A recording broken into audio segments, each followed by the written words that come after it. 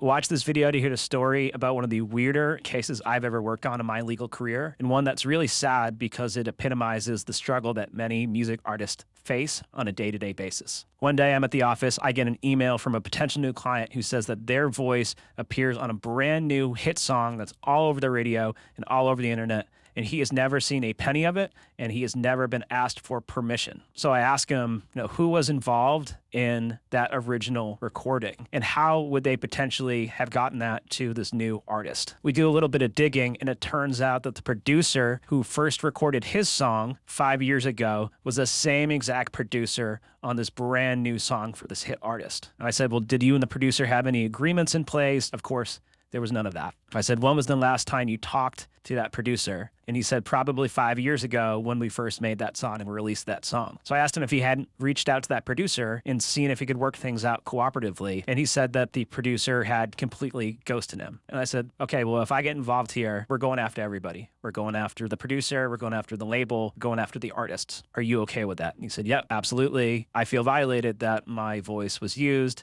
without my permission. So I sent a demand letter to the record label. It was one of the big three. And I immediately heard back from them, and they said it's the first that they've ever heard. Of course, anytime a major label releases a song, the artist is going to get an agreement with the producer. And without fail, that's going to have some clause that the producer is promising that they own all the rights to that song.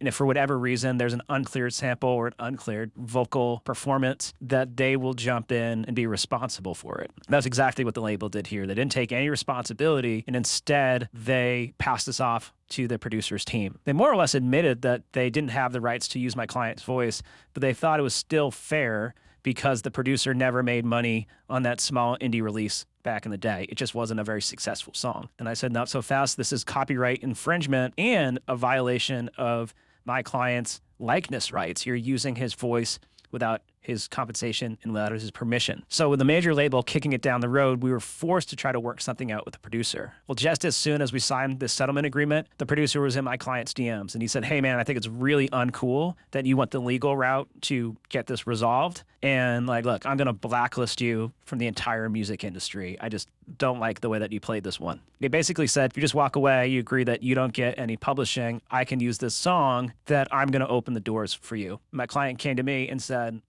forget the fact that we had to sign settlement agreement. I don't want any money. Tell them that I just want to walk away. But the saddest thing about this is he walked away from the money and the credit for that new major song because he thought that that was going to build this good relationship with the artist and the producer. As soon as he dropped everything, he never heard from them again. I guess the takeaway here is not that the music industry is evil, that everybody's corrupt, but if somebody